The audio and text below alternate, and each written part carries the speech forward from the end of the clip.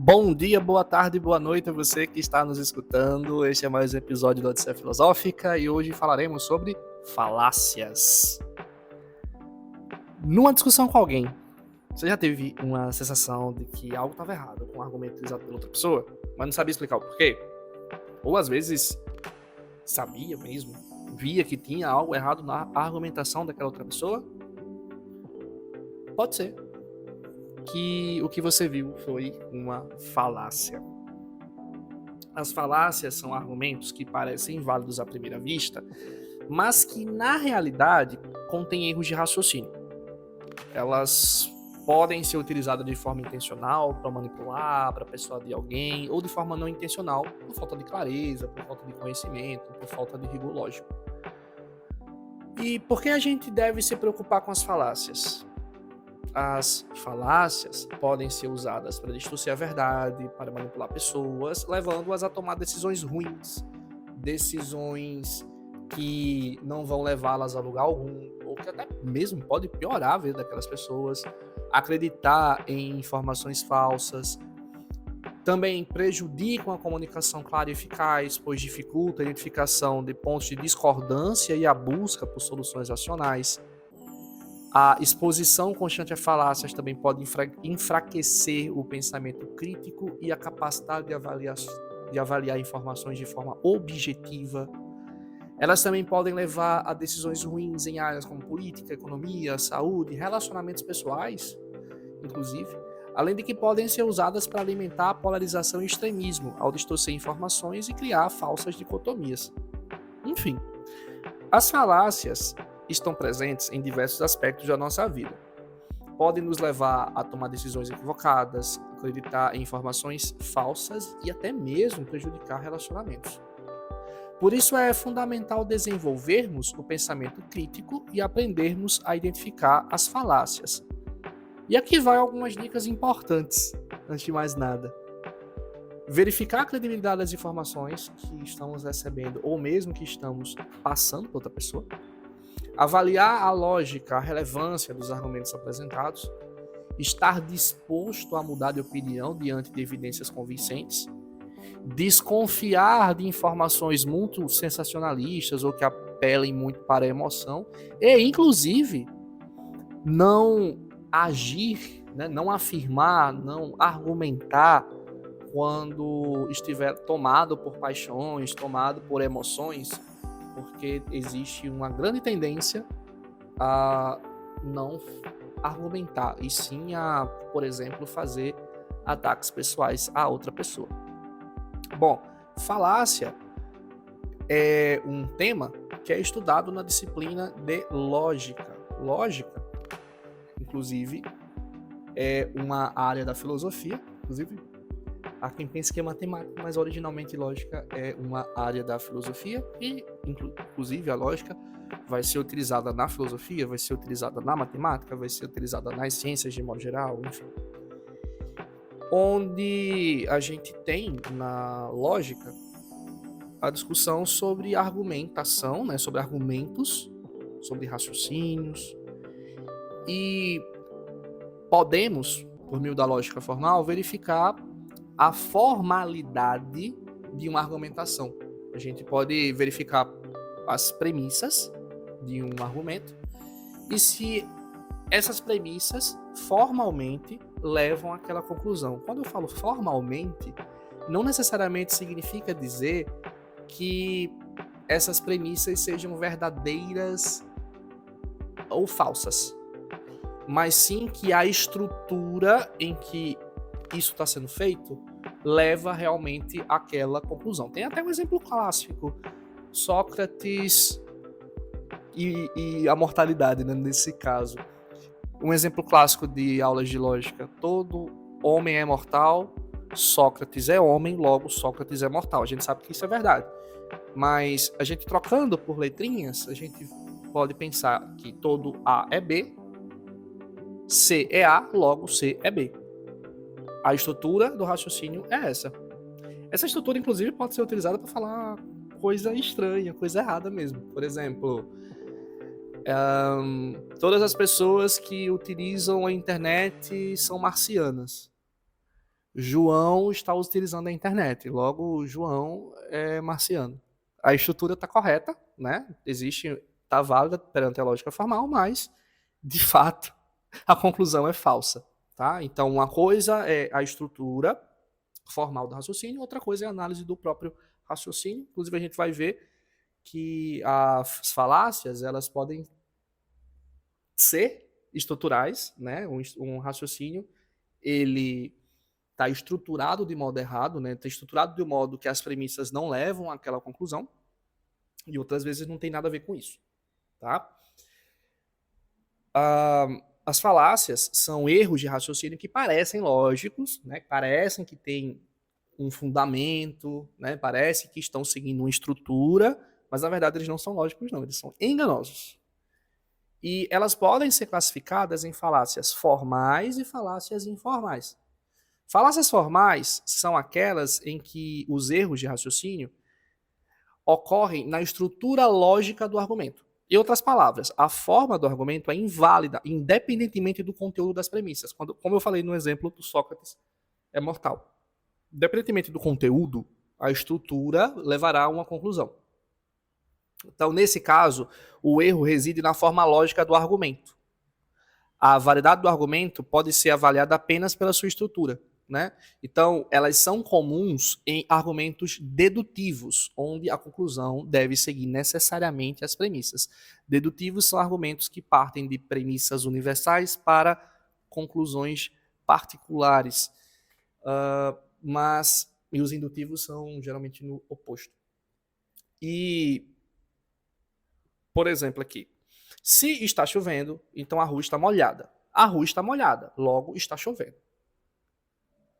Ó, se A, então B.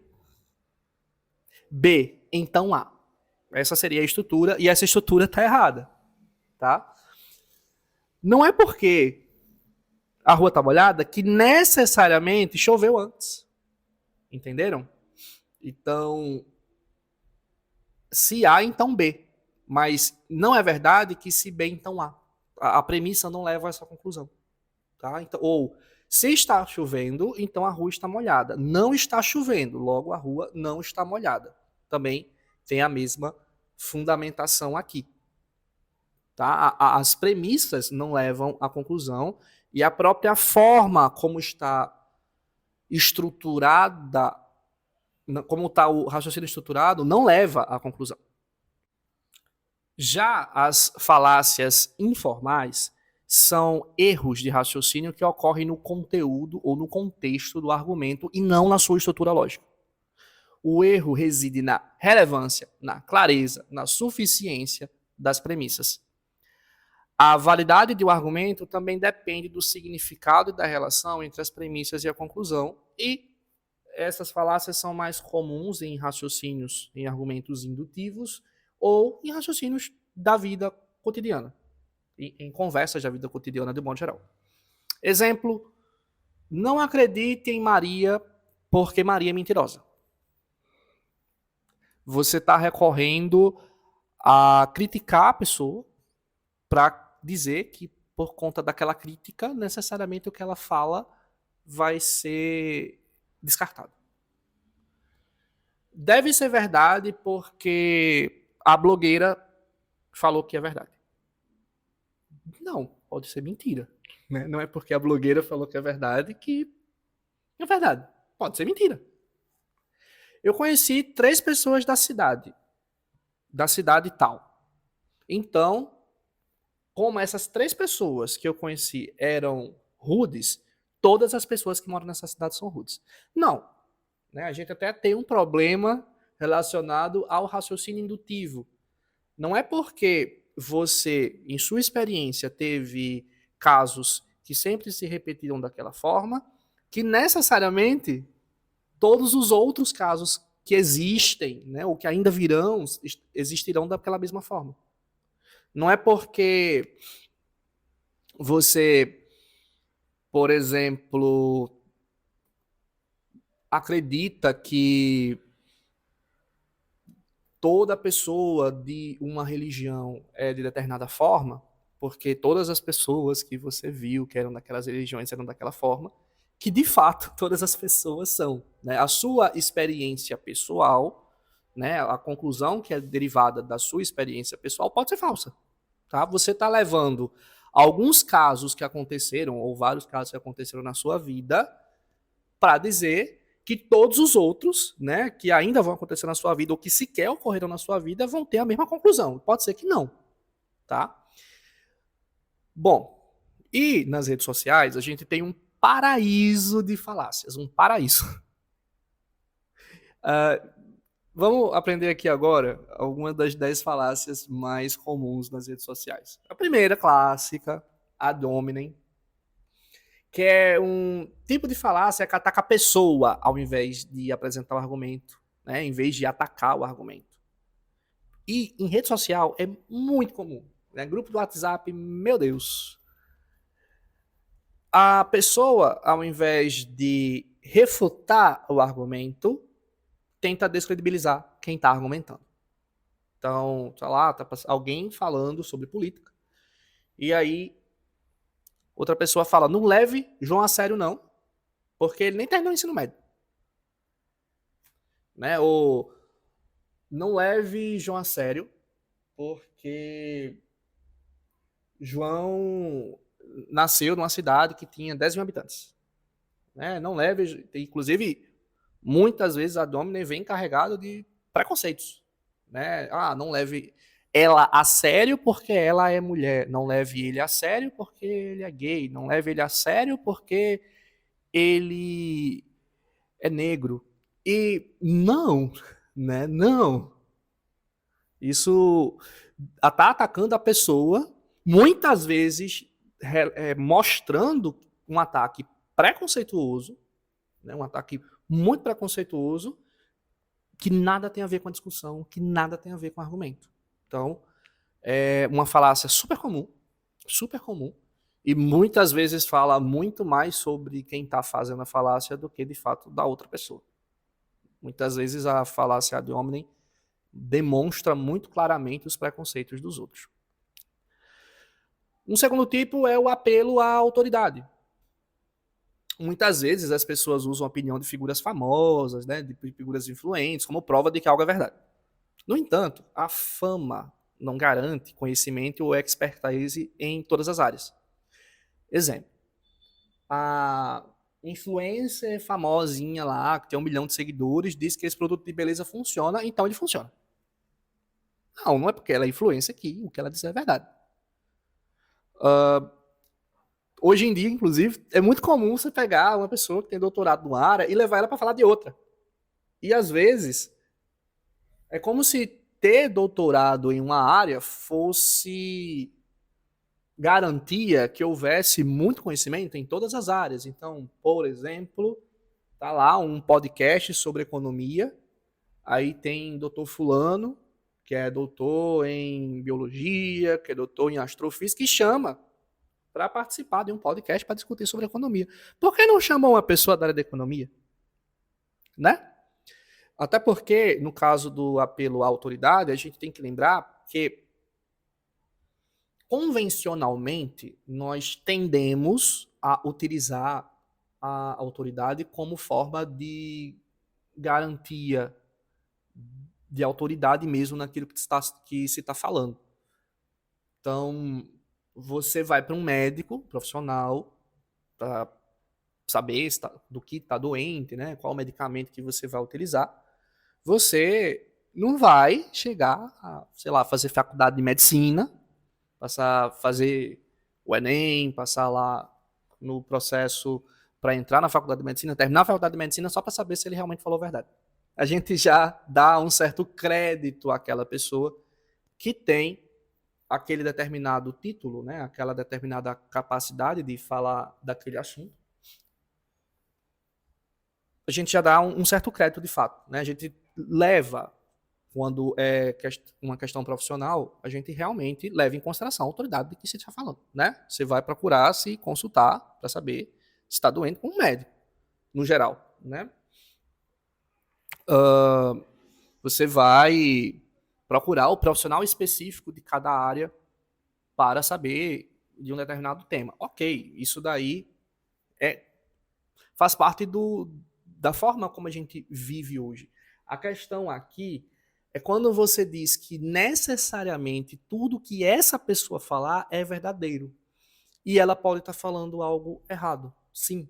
Quantos exemplos de maus profissionais não temos? Ainda que a gente tenha convencionado a ideia de aceitar os argumentos, né, aceitar as posições, aceitar o trabalho de alguém que tem aquela formação, né, aquela especialização, que tem aquela profissão, mas isso não necessariamente significa dizer que ela vai estar 100% do tempo certo. Ela tem, de fato, teoricamente, mais conhecimento sobre aquela área. Isso a gente parte dessa premissa. Mas não necessariamente significa dizer que porque ela disse a verdade. Entende? Por exemplo, isso é verdade porque essa pessoa que ganhou o prêmio Nobel disse que é verdade. E é da área da pessoa que ganhou o prêmio Nobel. Mas existe sim casos de coisas que pessoas que ganharam o prêmio Nobel falaram que estava longe de ser verdade. Estava longe de ser verdade. Igual, por exemplo, a ideia de que você tomar vitamina C durante uma gripe vai reduzir o tempo da gripe. E a gente sabe, por meio de artigo científico, né, que você não vai reduzir o tempo que você está gripado. Você começou a tomar vitamina C agora. Né? A gente tem teste que fala isso. E quem fala o contrário são pessoas que são daquela área também. Existem pessoas que são formadas que falam da área. Existem pessoas que são da área de saúde, que, por exemplo, são antivacina, né? Fala que vacina causa autismo, né? Foi contra o uso de máscara na pandemia, e coisas assim do tipo. E eram pessoas que eram daquela área.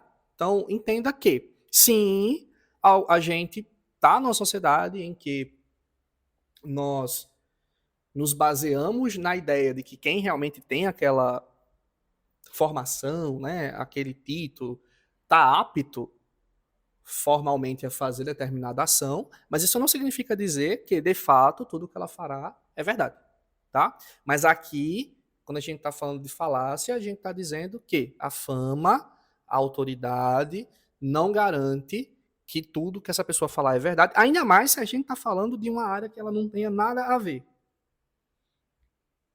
que hoje em dia está bem comum. Falácia de espantalho, terceira, é aquela falácia que distorce o argumento do oponente e cria uma versão mais fraca, mais fácil de atacar. E é bem comum em discussão online esse tipo de tática para desviar o foco do debate. Por exemplo, a pessoa está defendendo a legalização das drogas.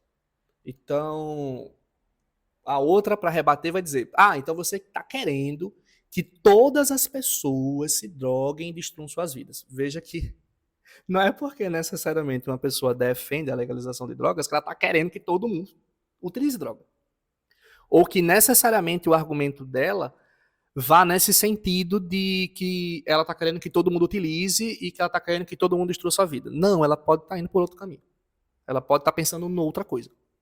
Então, há uma distorção do argumento, há uma ideia falha aqui, né, de criar uma versão bem problemática para haver um ataque, né, à ideia. E aí você foge do debate, né? Você foge da discussão de fato. Uma quarta falácia é a falsa dicotomia, que é quando você apresenta duas opções como se fossem as únicas possíveis, ignorando todas as outras alternativas.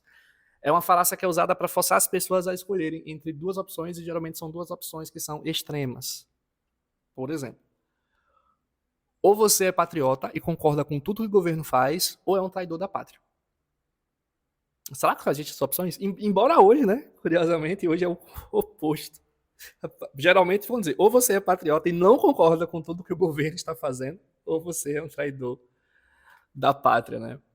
Ou você não é uma pessoa de bem, ou você não é uma pessoa de Deus, né? Também tem umas coisinhas assim. Então, como se só houvesse essas outras opções, quase que não saía. Então, não só existem essas opções, né? Então, concordar ou não concordar com as atitudes de um governo não levam a somente duas conclusões extremas. Existem diversas outras no processo, tá? Então, nessa falácia você ignora todas as outras opções, leva a pessoa a recorrer a uma das opções extremas, ou a se colocar como num extremo, né? E aí, novamente, você está desviando o foco da discussão. Quinta falácia da generalização apressada, que é quando você tira conclusões a partir de uma amostra pequena ou não representativa. Bem comum você recorrer à evidência anedótica quando você quer falar sobre algo que você fez e você acha que funciona. Então, é comum ver as pessoas generalizando casos isolados, generalizando experiências pessoais e levando isso para uma conclusão absoluta. Né? A gente falou disso antes, quando eu falei sobre o problema do raciocínio indutivo. Né? Não é porque você vê que aquilo ali sempre se repete, que necessariamente aquilo sempre se repetirá de fato. Vou dar um exemplo. Eu vi um vídeo de um turista estrangeiro sendo agressivo, sendo preconceituoso em um restaurante. Então, todos os estrangeiros que são turistas aqui no nosso país são mal educados. Olha, não é por conta de um caso isolado que todos os outros serão da mesma forma. Igual a gente estava falando sobre autoridade, não é por conta que existem maus profissionais que todos os profissionais são ruins. Né? Ele pode ser um caso isolado. E, novamente, a gente desvia o foco da argumentação. Sexto, post-hoc ergo propter-hoc, que é quando você assume que um evento causou outro simplesmente porque ocorreu antes dele. Essa falácia é usada para criar relações de causa e efeito que são falsas. Exemplo, desde que eu comecei a utilizar esse aplicativo de meditação, minha ansiedade diminuiu. Então, o aplicativo que me curou da ansiedade. Não. Não. Você está associando causa e efeito sem ter evidência para fazer essa associação. Não é porque uma coisa aconteceu depois da outra que necessariamente o que acontece depois foi causado pelo que veio antes. Pode não ter correlação alguma. Inclusive, recentemente teve uma pesquisa que colocaram como se foi comprovado que as máscaras aumentaram o número de mortes na época da pandemia. E, primeiro, que a conclusão do estudo sequer falava isso. E, segundo, que o tipo de trabalho que foi realizado, né, também não chegaria a essa conclusão. Não é porque nos países em que houve um uso maior de máscaras, teve um número maior de mortes que máscaras matam. Você pulou inúmeras etapas desse raciocínio para chegar a essa conclusão. Tipo, você está forçando assim para chegar naquela conclusão. Ignorando que, por exemplo, talvez as pessoas tenham utilizado mais máscaras porque estavam morrendo mais gente. Ou que talvez o tipo de máscara que essas pessoas estavam utilizando não era correta, não era indicada.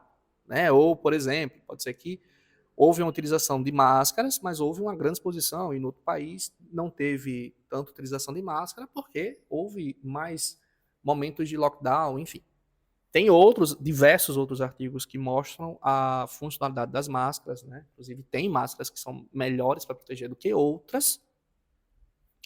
Mas, enfim, de longe, a própria conclusão do artigo não chegava a dizer isso. Né? Falava da correlação, mas a correlação não necessariamente indica a causalidade.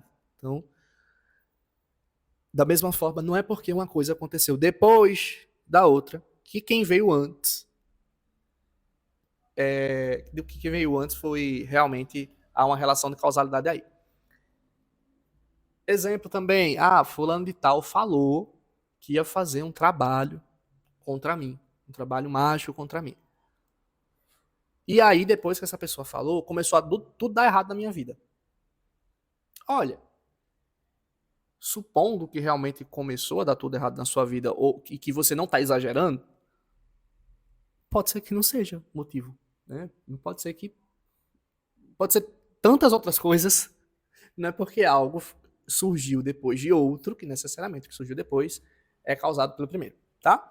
Sétima, pela emoção, que é quando você usa emoções como medo, raiva, pena para persuadir alguém, em vez de usar a lógica. Fake news, conteúdos sensacionalistas usam essa tática para manipular pessoas, né, de modo... Enfim. Exemplo, se você não doar para essa instituição de caridade, os animais indefesos vão sofrer e morrer. Se você não fizer esse curso, que termina as inscrições hoje, você jamais terá a possibilidade de aprender sobre esse assunto. Se você não fizer esse curso, não entrar nessa mentoria, você sempre será vítima de narcisistas. Enfim, usa as emoções para manipular. Apelo à ignorância. 8º exemplo, que é quando você afirma que algo é verdadeiro porque não foi provado falso, ou vice-versa. É uma falácia que é utilizada para defender a ideia sem apresentar evidência alguma. Exemplo. Ninguém provou que os extraterrestres não existem, logo, eles existem. Ninguém provou que a astrologia não funciona, logo, ela funciona. Peraí, tá invertendo o ônus da prova. Quem é que tem que provar é quem está alegando que funciona. De fato, a ausência de evidência não indica evidência de ausência. Mas sim, as alegações precisam ser comprovadas. Tá? Então, essa inversão do ônus da prova é bem comum. Bem comum. Você afirma uma coisa e joga para o outro a responsabilidade de falar o oposto, né? De comprovar. Né? Se ele não comprovar é porque você está falando a verdade. Então, se não há provas que contrariam o meu argumento, então ele é verdadeiro. Mas só que a lógica é o oposto, né? Se não há provas que confirmam o seu argumento, então eu não diria nem que ele é falso, ele pode ser falso. Né? Ele pode ser falso. Nono, que é argumento que a gente viu do apelo ao povo também. Né? Apelo ao povo, que é quando você utiliza a popularidade de uma ideia como argumento da sua validade. Todo mundo está fazendo, então é certo. Né? Todo mundo está usando esse aplicativo, então deve ser muito bom. Todo mundo está usando esse produto, então esse produto é a maior maravilha do mundo. E não necessariamente porque todo mundo pensa, porque todo mundo usa, porque todo mundo está fazendo, que é bom. Tá? Que chega a alguma conclusão só porque todo mundo está fazendo. A gente também tem o apelo à antiguidade, quer dizer que algo é verdadeiro, é certo, funciona, só porque desde a antiguidade se fazia. Por exemplo, minha avó usava esse remédio caseiro quando estava gripada e sempre ficava boa. Né? Esse até hoje a nossa família utiliza porque funciona. Outro exemplo, essa prática mágica era feita desde épocas da antiguidade. Então, se até hoje ela é feita, é porque funciona. Também não. Também não. Pode ser. A gente vai ver ainda que falácia não necessariamente significa mentira. Mas não é porque algo é feito desde a antiguidade que funciona. Várias coisas que eram feitas desde a antiguidade, hoje a gente sabe que não funciona. Né? Com o tempo foram comprovadas que não funcionavam. E tem coisas que são feitas até hoje que a gente sabe que não funciona, né? Ou sabe que é errado, enfim. Exemplo, a gente tem na antiguidade diversos casos de misoginia, diversos casos de preconceito, escravidão, enfim. E não é porque isso lá na antiguidade existia e vinha sendo praticado, se hoje é praticado de modo ilegal, não é porque é uma prática que acontecia desde a antiguidade que é verdadeira. Well, eu vi recentemente alguém falando que na democracia grega as mulheres não votavam. Então, se lá funcionava a democracia, é porque as mulheres não votavam. A gente tem que voltar a essa prática para que a nossa democracia funcione. Mas não. Não. Né? Não é porque algo é antigo, que era feito assim, que necessariamente é verdade. Né? Então, veja que, como eu estou colocando, muitas vezes as falácias geram conclusões ou partem de vieses bem preconceituosos. Bem preconceituosos. Bom, a gente deu alguns exemplos, tem muito mais. Basta pesquisar que vocês vão ver muito mais coisas sobre falácia. E só para acrescentar e complementar, não necessariamente uma falácia é mentira, tá? Isso é uma distinção crucial para entender falácia. Falácia é erro de raciocínio. O argumento é inválido, mesmo que as premissas ou conclusões possam ser verdadeiras. O problema está na forma como o argumento é construído e não necessariamente na veracidade das informações. Então, a falácia ela vai indicar uma invalidade de raciocínio. Não necessariamente ela indica verdade ou mentira, tá? Mentira é uma afirmação falsa que é feita com a intenção de enganar. O foco está na falsidade da informação, independentemente da forma de argumentar. A mentira é deliberadamente feita com segunda intenção. Certo? E também pode ser que exista uma falácia que se conclua, né, que ela seja verdade. Como, por exemplo, essa prática aqui, que é feita desde a antiguidade, a gente sabe hoje que funciona. Mas a gente não sabe que funciona porque vem desde a antiguidade. A gente sabe que funciona por conta de outra coisa que comprovou que funciona. Entende? Ou até mesmo pode existir argumentos que partem de que está bem construído formalmente, mas a conclusão é falsa, como a gente também já tinha visto, né? A conclusão não necessariamente vai se seguir as premissas, mesmo que a estruturação esteja verdadeira. A gente vai analisar a estrutura do argumento, mas também vamos analisar as premissas, vamos analisar a conclusão, para ver se realmente vai se seguir aquelas conclusões. Mas entendam que num debate, numa discussão, a gente não vai recorrer à falácia para comprovar qualquer coisa que seja, tá? A gente utiliza argumentos válidos. Falácia, principalmente quando você sabe que é uma falácia, é uma estratégia de manipulação, de persuasão, né? Você está querendo ganhar porque quer ganhar a discussão, você não está querendo argumentar, você não está querendo, de fato, discutir ideias. E o ponto é exatamente esse. Ou mesmo, às vezes, você está falando algo que é uma falácia e realmente acha que aquela estrutura é correta, mas não é. Mas não é. Você pode achar que aquilo que você está falando é realmente algo que é verdadeiro, é realmente algo que comprova o que você está falando, mas não é. Então, às vezes o desconhecimento de falácia pode realmente você achar que a sua argumentação está correta, mas não está.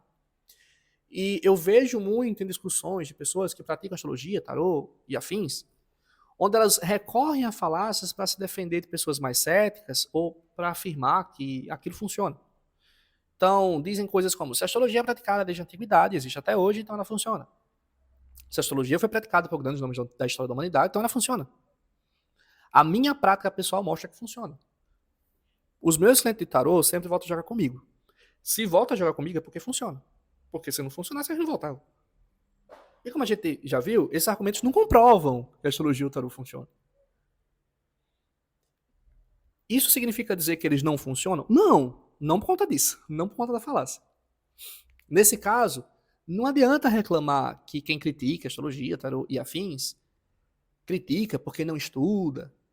Se você vai para uma discussão com eles recorrendo de falácia, ele vai olhar, se ele sabe que é uma falácia, vai olhar para você e vai dizer, vai concluir que ele está certo.